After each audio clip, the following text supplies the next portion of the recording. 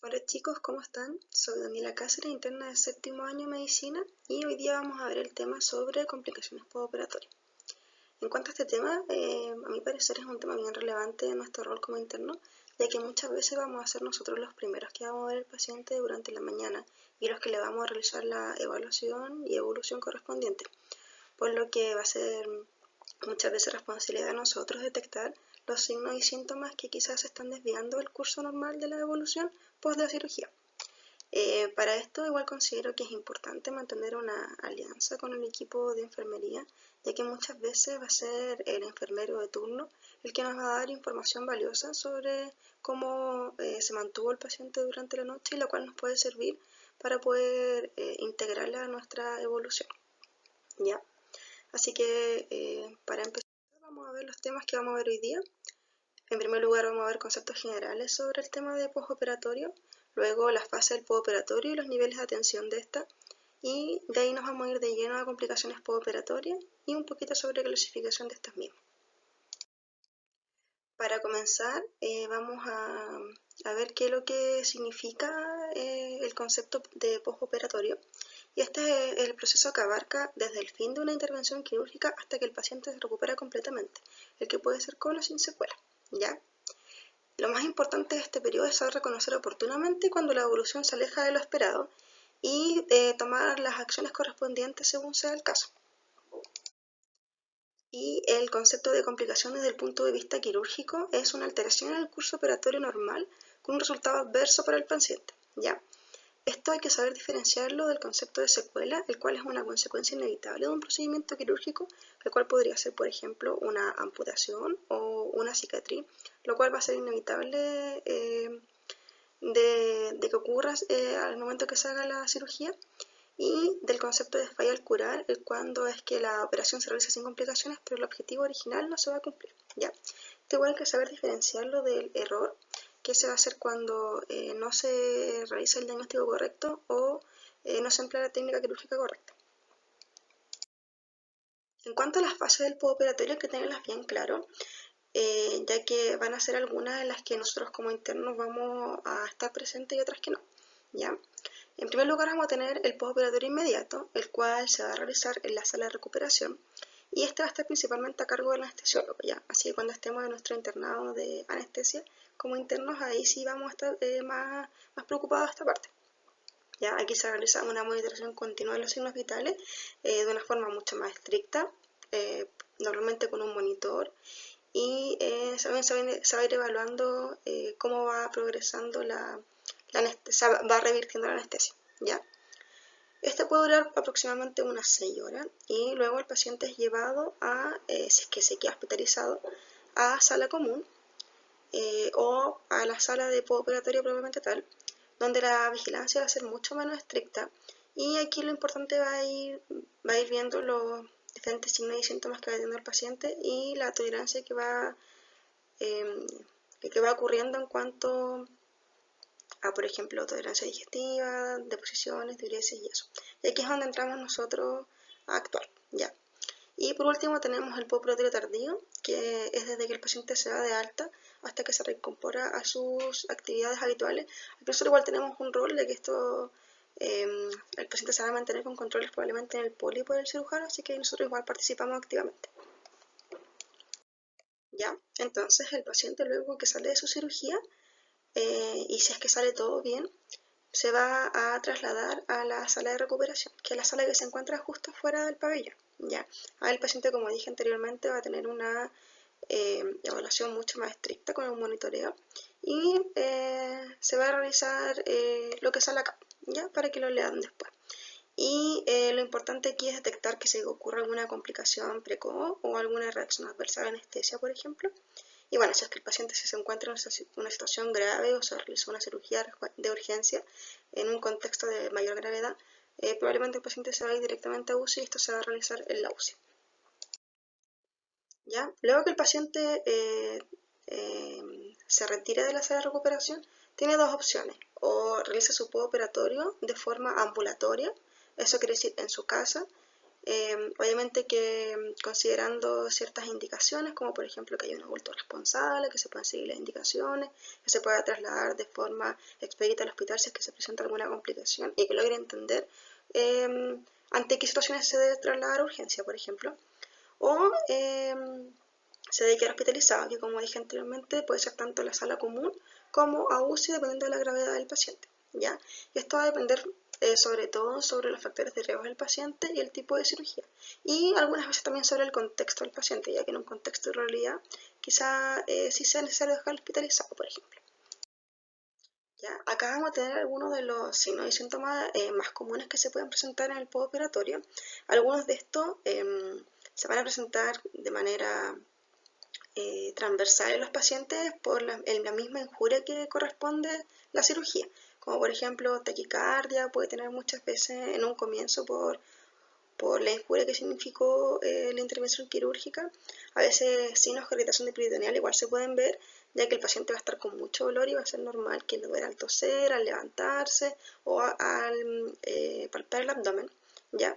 Pero vamos a tener que saber diferenciar cuando estos signos y síntomas son parte de la evolución normal del paciente o en realidad se están escapando de esta normalidad y y nos pueden decir de que se está presentando alguna complicación.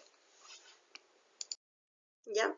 Entonces, en cuanto a nuestro rol como internos, como les dije en un principio, va a ser nuestra responsabilidad llegar temprano en la mañana y ir a ver a nuestros pacientes que la mayoría de las veces van a estar en su postoperatorio, ¿ya?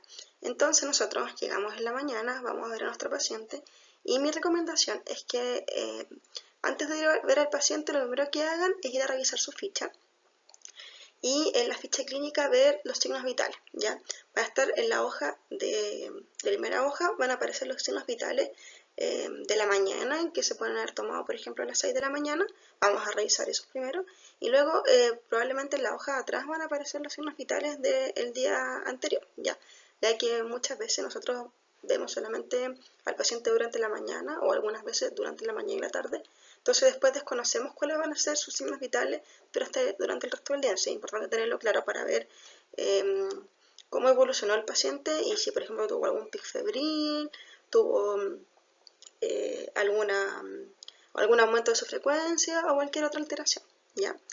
Junto a esto, bueno, tenemos que al tiro evaluar si el paciente está hemodinámicamente estable o no, ¿ya? Y en cirugía también es muy relevante fijarnos en la ficha clínica del paciente cómo ha estado los drenajes si es que este tiene, ¿ya?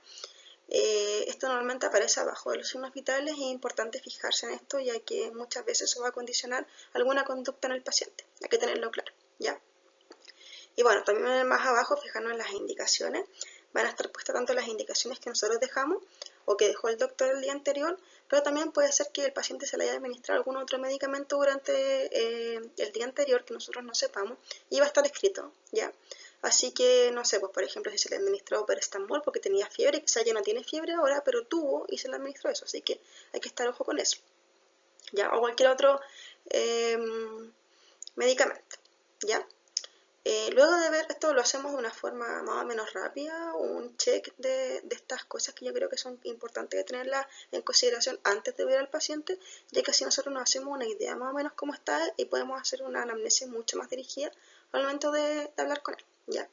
Entonces luego de esto vamos a ver al paciente y bueno, obviamente le preguntamos cómo se siente, cómo pasó la noche, cómo está, no, probablemente les va a decir que está con mucho dolor, ¿ya? Pero hay que saber identificar cuando este dolor es característico de la propia cirugía por estar en su postoperatorio o ya que es un dolor quizás más excesivo que nos puede preocupar un poquito más, ¿ya? Entonces, dentro de las preguntas que son muy importantes a realizar en el paciente que está postoperado es si presentaba náuseas y vómitos, ¿ya? Igual hay que fijarse aquí si es que está con algún medicamento para esto, ya que quizás no las ha presentado porque está con algún medicamento o a pesar del medicamento igual las presenta. Ya el dolor, caracterizar el dolor, hacer una descripción detallada de este para poder ver si es que sigue el curso normal realmente del postoperatorio o se nos está desviando, ¿ya? Igual preguntar por distensión abdominal, ya se presentó algún sangrado importante porque hay veces que no sé, quizás el paciente se sometió a una cirugía nada que ver, pero igual tenemos que preguntar si es que ha tenido melena, no sé, o hematuria o hemoptisis, por ejemplo, ya que estas cosas, si las preguntamos dirigidamente, vamos a estar mucho más claros si el paciente las tiene o no y buscar más dirigidamente alguna complicación, ¿ya? Igual hay que preguntar sobre sensación febril y esto correlacionarlo con lo que aparece en los signos vitales, ¿ya? Y preguntar por tolerancia oral, ¿ya? A ver si ha podido comer bien, si vomita después de comer o si no puede comer nada ya que vomita todo, ¿ya? Y bueno, obviamente preguntar por diuresis, si ha expulsado gases por ano, por deposiciones, cómo es esta, y por deambulación también, ¿ya?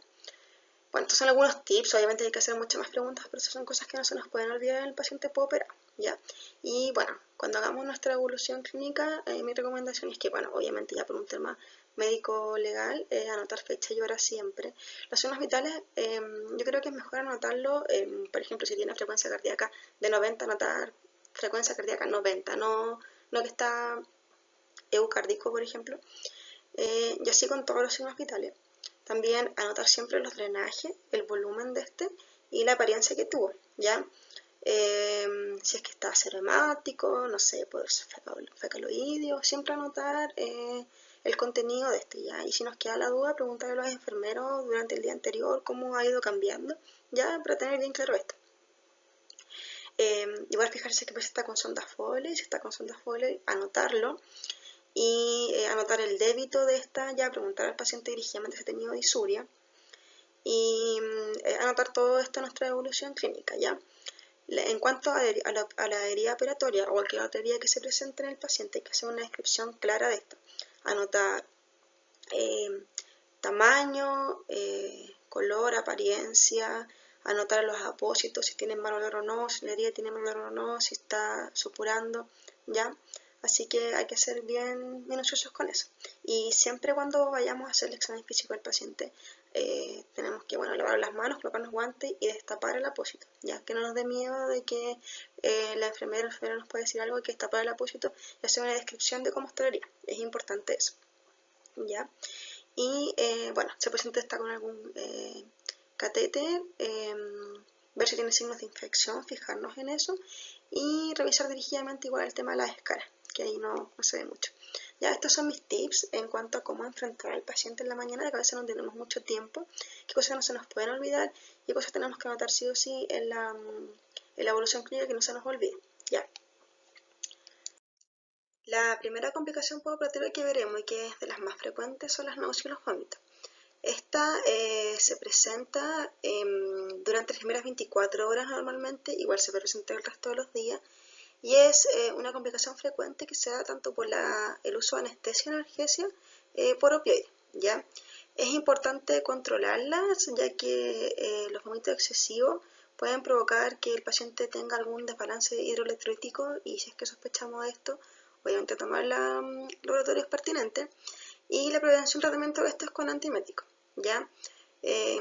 Yo creo que es mejor siempre dejarle ondansetron 4 miligramos endovenosa cada 8 horas en vez de dejarle metoclopramida, ya que esta como tiene una acción en el sistema nervioso central, a veces se nos puede presentar otras complicaciones al paciente debido a su acción farmacológica, ¿ya? Así que con el ondansetron normalmente van a andar súper bien, ¿ya? Ahora, en cuanto a la infección de orina operatoria, esta es una complicación quizás no tan frecuente, pero sí hay que evitarla ya que le puede traer muchos malos ratos al paciente. Esta se refiere a la infección de la incisión que se realiza en el acto quirúrgico y puede comprometer tanto la zona superficial de la piel como todo el espesor, ¿ya?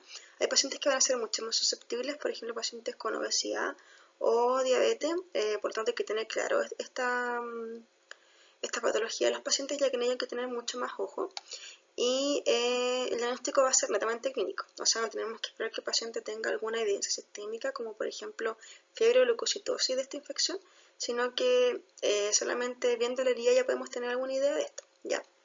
La clínica del paciente va a ser típica clínica de infección en la herida operatoria con enrojecimiento, aumento de volumen, aumento de la temperatura, dolor en la zona de la herida, ¿ya? Y esta puede superar al momento en que nosotros la apretemos cuando la vayamos a evaluar, ¿ya?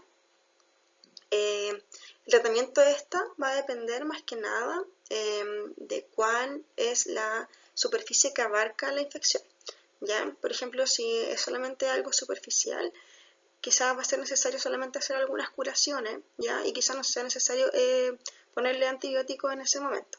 Ahora sí, la herida abarca a una persona un poco mayor, va a ser necesario quizás quitar los puntos, limpiar, debridar, realizar curaciones y dejar de que esta herida cierre por segunda intención, ¿ya? Eso quiere decir que la dejamos abiertita y que cierre sola, o también limpiarla bien y cuando esta herida ya se vea con un aspecto mucho mejor, hacer un cierre por tercera intención, o sea, cerrarla, abrirla, esperar un tiempo y cerrarla después con sutura, ¿ya?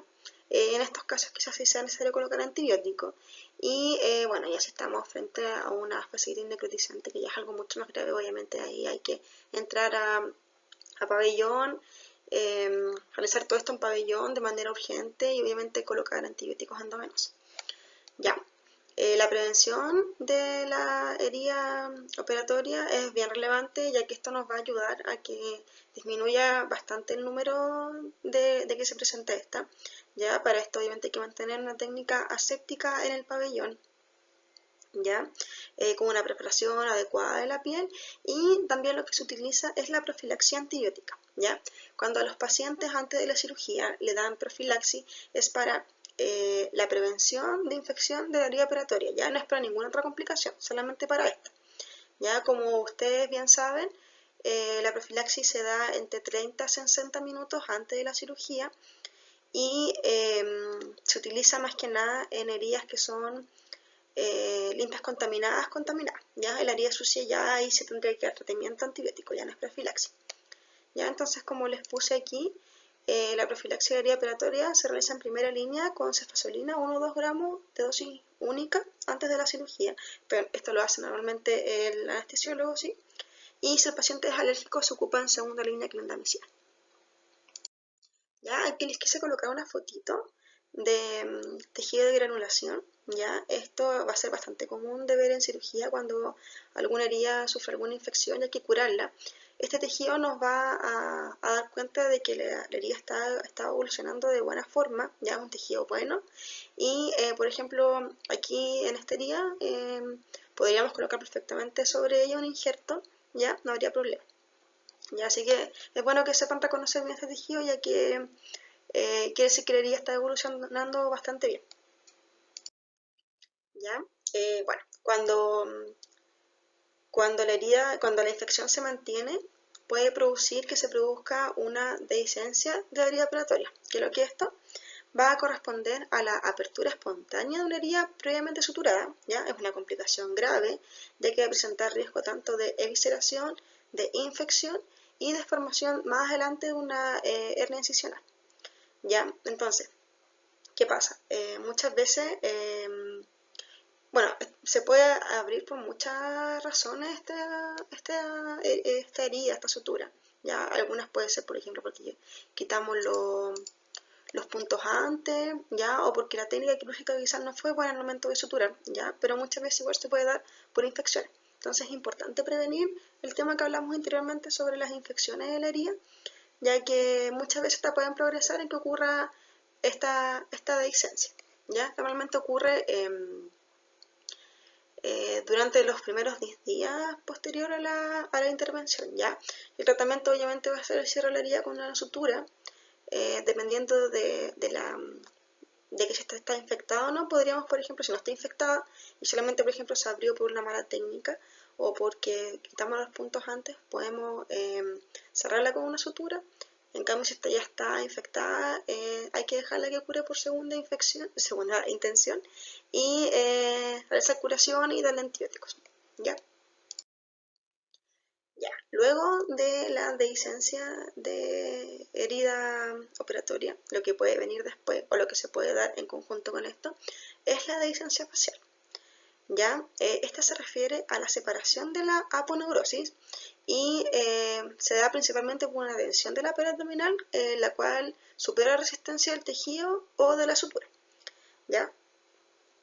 Es importante tener en cuenta que esta dehiscencia facial, bueno, se puede dar tanto de forma parcial como total, o sea, que la aponeurosis que fue suturada se abra completamente o solamente una parte de esta, o también, y que es más importante de tener claro, es que esta puede ser cubierta o expuesta, ¿ya? Cubierta se refiere a que se abrió la aponeurosis, pero el contenido abdominal está cubierto por la piel del abdomen, ¿ya? O sea, no hay una dehiscencia aún de la herida operatoria. Y la expuesta es cuando en conjunto con la dehiscencia facial se da una dehiscencia de la herida operatoria, provocando que haya una evisceración. ¿Ya? Esta es una emergencia quirúrgica y principalmente se puede dar entre los 4 y 14 días luego de la cirugía. ¿Ya? Obviamente que sí. Nosotros llegamos en la mañana y vemos a nuestro paciente que está con una evisceración, va a ser algo evidente, ¿ya? Ahora lo más difícil va a ser darnos cuenta cuando el paciente va a estar con una dehiscencia facial, pero esta va a estar cubierta todavía por la sutura que se haya realizado en la pared abdominal, ¿ya? Entonces, para darnos cuenta de esto, hay algunos signos y síntomas que nos pueden hacer orientar hacia eso, que sería, por ejemplo, que el drenaje de la herida sea cero sanguinolento profuso. Este está escrito más o menos como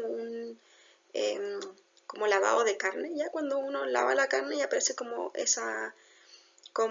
ese líquido como medio rojizo, es muy parecido a este, ¿ya? Puede haber una protuberancia incisiva exacerbada por las maniobras de Valsalva y también se describen que los bordes pueden estar umbilicados. ¿Ya? El tratamiento va a depender si es que está descubierta o expuesta, bueno, en los dos casos hay que llevar al paciente a pabellón de manera urgente, ¿ya? Y resolver de esto en pabellón, ¿ya? Pero por ejemplo, si es cubierta, bueno, si llevas a pabellón y se explora la dehiscencia, en cambio si es expuesta, o sea, hay una evisceración, es necesario que antes de llevarlo a pabellón hay que cubrir las vísceras con gasas empapadas en suero fisiológico, ¿ya? Para que estas no se necrosen ni nada de eso. Y bueno, si es que el paciente presenta esta dehiscencia de la aponeurosis y no presenta ninguna complicación aguda, por así decirlo, más adelante se va a evidenciar con una hernia incisional, ¿ya? Es importante que para evitar que se ocupe que haya esta dehiscencia, no tenéis que quedar con tanta tensión la sutura de la aponeurosis, ¿ya? Tampoco tienen que quedar los puntos tan juntos. Se recomienda que sea más o menos a 1 centímetro de distancia entre ellos, ¿ya? Así que para tener claro un poquito de técnica quirúrgica. Ya, entonces en la primera imagen vemos una evisceración, ¿ya? Y en la segunda imagen les puse ahí una hernia incisional. Bastante grande, otras veces son más pequeñas, pero hay que decir al paciente alguna maniobra de Valsalva para poder tenerla con más claridad.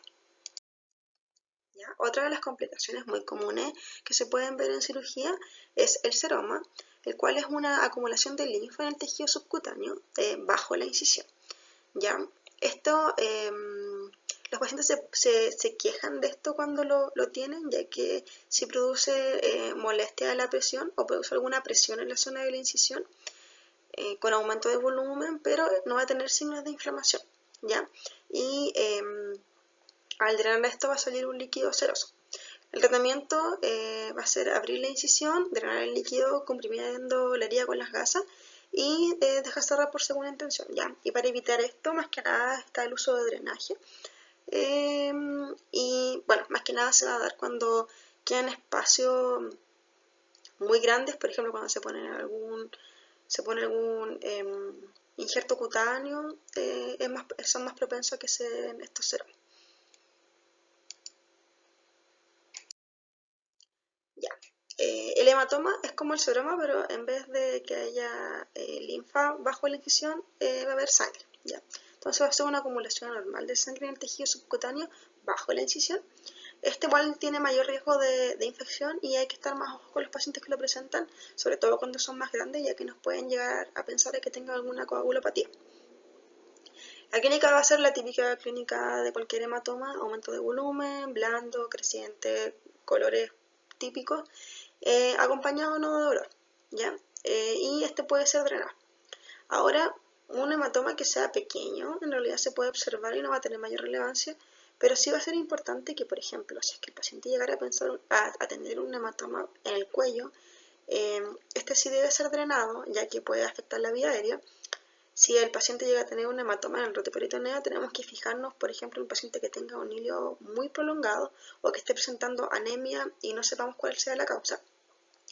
Y si se presenta en extremidad de abdomen, puede estar presentando un síndrome compartimental, ¿ya? Y aquí el tratamiento sería la fasciotomía, ¿ya? Así que en estas circunstancias hay que estar más ojo, ya que pueden tener algún desenlace que sea más complicado, ¿ya? En cuanto a la hemorragia de la herida quirúrgica, esta se puede deber más que nada por una adecuada técnica quirúrgica, ¿ya? O por trastorno de la coagulación. Cuando se da esta situación, es importante que comprimamos de manera inmediata la herida para poder generar hemostasia. Si no se genera la hemostasia suficiente, hay que realizar quizás algún punto, y si este ya no es suficiente, ir a pabellón, ¿ya? Y bueno, después de ver algunas de estas complicaciones, quería mostrarle un caso clínico de algo que quizás no sea tan común, pero sí pasa y hay que tenerlo bien claro en el momento que pasa, para que el paciente no sufra mayores complicaciones, ¿ya? Entonces tenemos una mujer de 34 años con antecedentes personales de hipertensión y obesidad tipo 3, con un IMC de 49. A esta paciente se le propone un bypass gástrico laparoscópico. Se realiza anastomosis gastroentérica. Bueno, durante la cirugía se realiza la anastomosis gastroentérica con endograpadora lineal. A 140 centímetros de dicha anastomosis se realiza anastomosis enteroentérica. El cierre de la gastrotomía y enterotomía se realiza mediante sutura continua. Luego de esto se comprueba estanqueidad con azul de metileno, todas las anastomosis, y se utiliza la misma sutura para el cierre de mesos. Se finaliza la cirugía sin complicaciones. Ya le quise colocar algunos términos más técnicos para que ustedes los vayan buscando y vayan enterándose más sobre estas cosas que se utilizan durante la cirugía. Por ejemplo, acá sale que se hizo la anastomosis con engrapadora lineal, si está engrapadora, ¿ya? También se puede realizar con sutura manual. Y por ejemplo, igual el azul de metileno, que es bastante ocupado en esta cirugía, el cual es un colorante que se le pone al paciente, el cual pasa por todo el tubo digestivo, y al momento, antes de cerrar al paciente, se realiza esta prueba, ya que si sale azul de metileno por anastomosis, porque hay alguna fuga, ¿ya? Así que ahí nos aseguramos de que no haya nada antes de cerrar. Ya. En el postoperatorio inmediato del paciente, ¿cuál es el primer signo clínico que evaluaría? Dolor abdominal intenso, le preguntaría eso primero al paciente. Si es que ha tenido náuseas, evaluaría taquicardia en los signos vitales, o evaluaría si el paciente está con palidez cutánea. Les voy a dar unos segunditos para que piensen. Ya. El primer signo que tenemos que valorar en el paciente es la taquicardia. Ya nosotros, cuando vamos a ver nuestra ficha clínica y le dije que viera los signos vitales, lo primero que tienen que revisar es taquicardia, ya que a pesar de ser un signo muy inespecífico, sí es un signo bastante precoz y sensible de que está presentando alguna complicación. Así que si el paciente lo presenta, bueno, obviamente que podría ser por la misma cirugía que se dio sometido al paciente, pero igual hay que tener ojo en el caso de que esta sea, por ejemplo, constante, o si asociado a otro síntoma, ¿ya? Durante el postoperatorio inmediato, a las 48 horas de la cirugía, la paciente comienza con dolor abdominal importante y taquicardia, ¿ya? ¿Cuál sería el examen imaginológico de elección en este caso? Tenemos el TAC de abdomen, ecografía abdominal, radiografía de abdomen o una resonancia de abdomen. ¿Qué creen ustedes que sería pertinente realizar en este paciente? Luego, obviamente, de haber realizado quizá algunos exámenes de laboratorio, ¿qué examen de imagen? Entonces, ¿cuál sería el examen imaginológico de elección en este caso? A mi parecer sería un TAC de abdomen, ¿ya? No sería descabellado, por ejemplo, tomar una radiografía de abdomen, pero yo creo que en cuanto a especificidad y sensibilidad y, bueno, costo-beneficio, lo mejor sería tomar al tiro un TAC. Es lo que yo les recomiendo que le propongan al doctor, ¿ya? muchas veces al final actuar rápido y detectar rápido y precozmente la complicación nos va a llevar a que el paciente pueda tener una mucho mejor recuperación o no se presenten más complicaciones, ¿ya? Así que bueno, quizás sea bueno realizar primero una radiografía, como les digo, no sería descabellado, pero yo os recomiendo que de todas maneras si el paciente presenta taquicardia, dolor excesivo y quizás algún otro signo que nos pueda llevar a pensar que tenga una complicación en un postoperado, sobre todo en una cirugía como esta, lo mejor de todo es hacer después un TAC de abdomen. ¿Ya? Entonces, se realiza el TAC abdominal urgente en el que se evidencia dilatación importante de asa yeyunal en posible relación con hernia interna. Se decide intervención urgente objetivando dilatación importante de asa de yeyuno con consecuencia de una hernia de Petersen, ¿ya? Para que busquen esta hernia son como hernias que se dan, que se pueden dar en la cirugía bariátrica, así que no está de más saber esos conceptos. Ya, esta obstrucción a su vez está produciendo una mínima fuga de anastomosis gastroentérica. Se decide reducir la hernia y realizar sutura simple de refuerzo a nivel de la anastomosis gastroentérica. ¿Ya? Y como sale ahí se puede ver el cambio de calibre que nos hace pensar en la hernia que comentábamos recién. Entonces, ¿qué otros hallazgos en el TAC de abdomen podría encontrar en presencia de una dehiscencia anastomótica? ¿Ya? Aire libre subdiafragmático, colecciones de líquido alrededor de la anastomosis quirúrgica, salida de aire o fuga del material de contraste del interior de la luz del intestino, considerando de que se hizo un TAC con contraste, ¿ya? O todas las anteriores. Entonces, ¿qué dicen ustedes? Todas las anteriores, ¿ya? El aire libre subdiafragmático es más que nada un signo de sospecha, ¿ya? Pero las alternativas B y C ya nos van a estar diciendo de que el paciente presenta una dehiscencia de anastomosis. Ya el aire subdiafragmático igual se puede ver en la radiografía, pero cuando hay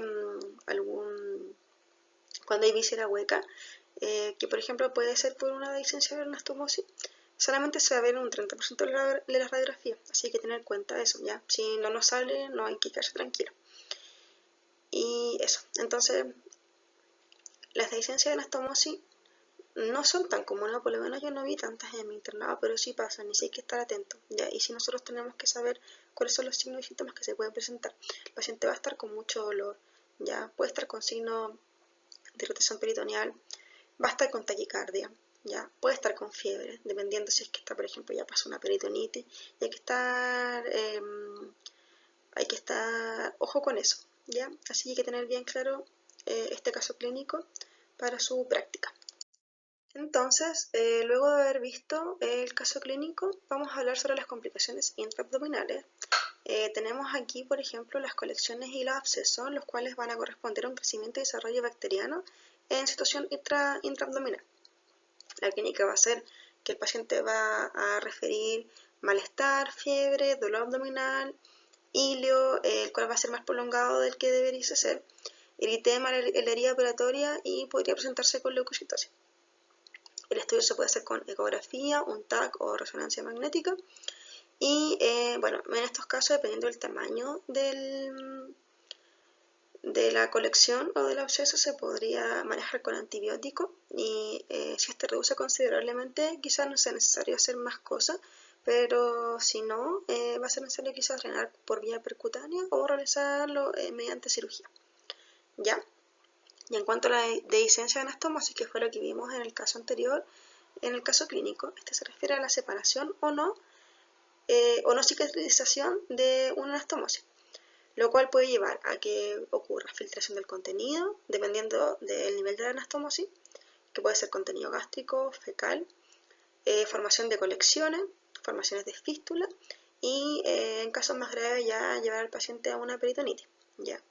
Para evitar que ocurra esto es necesario de que cuando realicemos la anastomosis en la cirugía, evitar que está con mucha tensión, preservar el aporte sanguíneo de los cabos y realizar estomas en el paciente que sea de riesgo, por ejemplo, que esté en una inestabilidad hemodinámica, malnutrido, que por ejemplo tenga una peritonitis fecal o que el ambiente no sea el propicio para la anastomosis, que tenga una dilatación intestinal o pacientes inmunocomprometidos. Ya como les dije, las anastomosis, dehiscencia de anastomosis, yo no vi muchas en mi internado, sí vi algunas, pero sí hay que tener en cuenta que el paciente cuando la presenta va a presentar taquicardia, va a presentar fiebre persistente, va a tener mucho dolor, ¿ya? Y nosotros tenemos que estar al tanto de que en realidad estos síntomas se están desviando del curso normal. Tenemos que tener presente esta situación, ya que hay que actuar de forma rápida y llevar al paciente a cirugía para poder restablecer esto. En cuanto a el ilio y la constipación, el ilio es una complicación inevitable que se da en todo paciente que se somete a una cirugía abdominal a causa de la manipulación de los intestinos, al dolor del paciente, al uso de los opioides, a la restricción de ingesta que hay luego de la cirugía y a la inmovilidad. ¿Ya? Ocurre inmediatamente después de la cirugía y quiere decir que la peristalsis del intestino disminuye hasta desaparecer. ¿Ya? Esto se va a dar con náuseas, vómitos, puede tener distensión abdominal, dolor. El paciente va a tener ausencia de disminución de sus ruidos hidroaéreos y ausencia de impresiones de gases. Ya, como dije, esto es algo inevitable que ocurra en el paciente, pero tenemos que estar claros cuando se prolonga más del tiempo que debiese ser. ¿Ya? Normalmente se resuelve acá a las 24 o 36 horas después de la cirugía, pero igual va a depender del nivel en que se realiza la cirugía. ¿Ya? Es importante que para hacer de que esto no se prolongue tanto o dure menos, tener en cuenta la movilización precoz del paciente y si me está preguntando a los pacientes síntomas como distensión, viendo cómo evolucionan los ruidos hidroaéreos, preguntando si hay hecho deposición o expulsión por gases por ano, ¿ya? Para estar claros con esta patología. Entonces, en cuanto a los tiempos más o menos que se debe ir desapareciendo, está que en el estómago a las 24 a 48 horas ya debería haberse restablecido, mi intestino delgado a las 24 horas y mi intestino grueso se demora un poquito más, entre 3 y 5 días. Si se prolonga, quiere decir de que quizás estamos en presencia de una complicación, ¿ya? Y podría ser por una inflamación o rotación del peritoneo, colecciones intraabdominales, hay una discencia de la sutura, algún hematoma o ya sea por una causa secundaria mecánica. ¿Ya? Así que en esos casos hay que hacer los exámenes correspondientes para poder descartar alguna de estas situaciones. ¿Ya? En cuanto a la fiebre postoperatoria, muchas veces, como dije, por ejemplo, con la taquicardia, igual la fiebre igual se puede presentar en los pacientes luego de la cirugía por la injuria y la inflamación que esta conlleva. ¿Ya? Pero no hay que quedarse tranquilos con eso, sino que siempre hay que buscar la causa. En este cuadrito sale más o menos las cosas que, o sea, según el rango de horario que se da luego de la cirugía, aquí nos puede orientar. Ya, pero lo importante es que siempre que el paciente presente fiebre hay que dar antipirético, ya, empezar con antibióticos de amplio espectro y luego ajustarlos según los cultivos, ya, tomar los exámenes pertinentes y ver si es que hay algún objeto que esté produciendo esta infección, por ejemplo, algún catéter, sonda Foley, ¿ya? Y hay que actuar con bastante rapidez para poder evitar de que el paciente entre en alguna sepsis y, bueno, por esto tener un mayor riesgo de mortalidad, ¿ya? En cuanto al TEP y el TBP, bueno, ya todos sabemos lo que son, así que no voy a abarcar mucho sobre eso.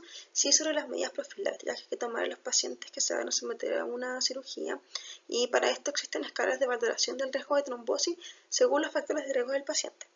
Ya, en Curicó se ocupaba Caprini, ¿ya? Y según esto hay que evaluar si el paciente necesita, por ejemplo, movilización precoz, kinesioterapia, medida antiembólica, comprensión neumática intermitente, que como, por ejemplo, en Curicó no había mucho de, estas medias, se ocupaban solamente para pacientes como que tenían contraindicación de anticoagulación y tenían que estar sí o sí con alguna medida, o los pacientes que se sometían a cirugía bariátrica, ¿ya? Y en algunos casos considerar la profilaxis farmacológica.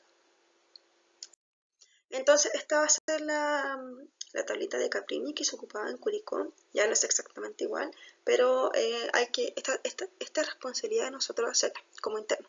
¿ya? Nosotros tenemos que preocupar de rellenar esta tabla para cada paciente, mostrársela al doctor y proponerle qué es lo que a nosotros nos parece según el puntaje que obtuvo el paciente, qué medidas tomar, ¿ya? Bueno, aquí aparece como las medidas que se toman cada cual puntuación tiene el paciente, pero muchas veces esto no aparece, sino que nosotros tenemos que evaluar qué medidas tomar. Y entonces rellenamos cada punto según la condición del paciente. Y por ejemplo acá dice que si la puntuación es de 0 puntos, solamente se tienen que darme algunas medidas no específicas y de embolización temprana. Si la puntuación es de 1 a 2 puntos, aquí es preferible ocupar media antiembólica, ¿ya? Si es de 3 o 4 puntos, ya va a ser necesario utilizar heparina de bajo peso molecular, no fraccionada, dependiendo de la función renal del paciente. Y ya si es mayor a 5 puntos, hay que ocupar heparina fraccionada o heparina de bajo peso molecular, más ya las otras medidas como son las medias. Yo recomiendo que siempre pongan medias, ya que el paciente ya por estar acostado y haberse sometido a una cirugía siempre va a estar con algún tipo de riesgo, así que eso ponerlo sí o sí. ¿Ya? Y quería hablar un poquito sobre el tema del filtro de vena cava inferior, que igual es un tema importante del cual a veces no sabemos mucho, así que tener claro como conceptos generales sobre esto. Bueno, el filtro de vena cava inferior se refiere a la interrupción de la vena cava inferior como medida mecánica de profilaxis contra la embolia pulmonar, ¿ya? Entonces, ¿qué se hace? Un paciente que no se puede dar anticoagulación, por ejemplo, se le pone como paragüita en la vena cava inferior para evitar el paso de trombo y así evitar embolias pulmonares, por ejemplo, ¿ya? Y las indicaciones de este sería, por ejemplo, contraindicación formal la anticoagulación en el paciente, complicación de que el paciente presente complicaciones de la anticoagulación, por ejemplo, hemorragia, fracaso en tratamiento anticoagulante o que el paciente, por ejemplo, tenga una mala reserva cardiopulmonar, o sea, algún factores de riesgo, ¿ya? Así que tener claro este concepto, cuándo se ocupa y qué significa. Ya en cuanto a las complicaciones respiratorias, son complicaciones bastante frecuentes, las cuales se dan en un 25% de los postoperados y son causa de un 25% de las muertes postoperatorias. ¿Ya? Mayor riesgo se presenta en cirugías abdominales cardiotorácicas, en obesos, fumadores, adultos mayores desnutridos y pacientes con EPOC. ¿Ya? Estas cuatro entidades son como las más importantes y más comunes. Solamente me voy a abocar en la atelectasia y la neumonía, ya que son las más comunes, pero igual hay que tener en consideración el EPA y el síndrome de distrés respiratorio agudo. ¿Ya? Estos se tratan como igual que el paciente que no es operado, pero hay que tenerlos claros. Entonces, en cuanto a las complicaciones respiratorias, tenemos en primer lugar la atelectasia, la cual es una complicación bastante común que se da en pacientes y corresponde al colapso de la vía aérea, o sea, de la área pulmonar, que puede producir a una hipoxemia, que se puede presentar un shunt en esta área del pulmón. ¿Ya? Se va a producir a consecuencia de la anestesia, de la incisión abdominal, del uso de narcóticos, por ejemplo, en el postoperatorio. ¿Ya? Y bueno, si esto no se trata a tiempo, puede progresar luego a una neumonía por la acumulación de secreciones que se puede presentar. ¿Ya? Esta va a presentarse en el paciente con fiebre, taquicardia, taquipnea, tos, disnea, según sea el colapso alveolar, y también puede haber disminución de los ruidos respiratorios, sobre todo en las bases. ¿Ya? Como es una entidad tan común, en realidad sospechamos el tiro en un paciente que presenta estos síntomas y que, por ejemplo, si no tiene como tos con expectoración purulenta, que se debería pensar más en una neumonía, pensamos en esto. Así que muchas veces no es necesario hacer radiografía, pero si no estamos claros hay que hacerla. El tratamiento sería con oxigenoterapia, analgesia, kinesioterapia respiratoria, embolización precoz. ¿Ya? La kinesioterapia, a veces a los cirujanos se les olvida un poco realizar la interconsulta con el kine, así que nosotros vamos a ser los encargados de tener que estar ojo con eso y ver si el paciente tiene como alguna condición predisponente para realizar las kinesioterapias respectivas y que no se quede sin eso el paciente. ¿Ya? Y luego tenemos la neumonía, que bueno, es lo que todos conocemos. Se puede presentar a 24 o 26 horas postoperatorias. Los síntomas que ya conocemos, va a ser necesario aquí realizar una radiografía de tórax, el diagnóstico clínico radiológico y tratamiento antibiótico, hidratación, kinesioterapia. Aquí quería mostrarles esta radiografía donde se ve como acá una atelectasia, ¿ya? Al igual que la neumonía, se va a ver como una densidad, pero esta va a ser una densidad más lineal, como aquí sale, ¿ya? En el caso de las cirugías postoperatorias se va a ver preferentemente en las bases, ¿ya? Y la forma fácil de diferenciarla con la neumonía es que estas siempre van a como tirar hacia donde están ellas, ¿ya? Entonces aquí podemos ver que, por ejemplo, la línea media se ve un poquito desviada hacia acá y muchas veces el diafragma igual se va a ver ipsilateralmente elevado, ¿ya? Porque por producto de esta atelectasia. Así va a ser bien fácil diferenciarlas con la neumonía o alguna otra cosa que se puede presentar en la radiografía de tórax, ¿ya? Y lo otro que vamos a ver es el síndrome confuncional, el cual se puede presentar muchas veces en adultos mayores principalmente, pero eso no quita que se pueda presentar a cualquier edad. Y se refiere a una pérdida transitoria y fluctuante de los niveles de atención, ¿ya? Siempre tenemos que buscar la causa gatillante de este, que muchas veces puede ser porque el paciente tenga alguna infección y sea el primer signo que nos haga pensar eso, ¿ya? Así que siempre buscar la causa y por eso igual es importante hacer las preguntas pertinentes del examen mental en la evaluación postoperatoria, ¿ya? Y en cuanto a las complicaciones renales, hay varias, por ejemplo, el paciente puede presentar enfermedad renal, pueden presentar itus, pero estas se tratan y es lo mismo que siempre, así que no considero tan relevante ponerlo, ¿ya? Pero lo que sí tenemos que estar claros es que pueden presentar retención urinaria, la cual se refiere como una diuresis menor a 0,5 ml por kilogramo hora, o bien cuando el paciente no ha orinado luego de 6 a 8 horas post cirugía. Una complicación bastante frecuente, ¿ya? Y el paciente va a referir dolor hipogástrico, sensación de urgencia miccional, sensibilidad a la percusión suprapúbica y puede presentar también globo vesical. Ya en este caso va a ser necesario colocar una sonda urinaria y si no responde igual buscar otras causas. Y la prevención es con analgesia, ya que se puede dar por el dolor mismo del postoperatorio. ¿Ya? Bueno, acá tengo una clasificación de las complicaciones que más o menos como les mostré. Hay que tener claro las complicaciones que se pueden dar en la herida operatoria, las que pueden ser por el acto quirúrgico y la de los subsistemas, ¿ya? Que fue lo que estuvimos viendo. Y bueno, esta es otra clasificación que es la que más se ocupa, que es la de Dindo-Clavin.